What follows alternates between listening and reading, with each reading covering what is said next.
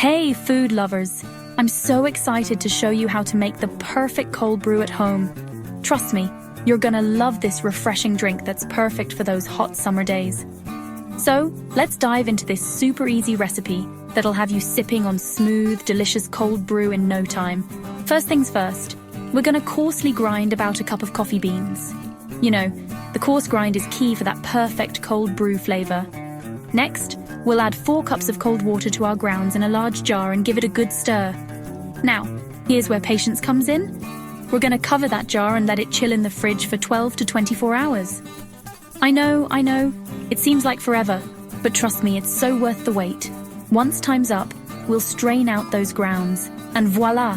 You've got yourself some amazing cold brew concentrate. Pour it over ice, add a splash of milk or your favorite sweetener if you like, and get ready for the smoothest, most refreshing coffee you've ever tasted. It's seriously that easy, and you'll be wondering why you haven't been making it at home all along.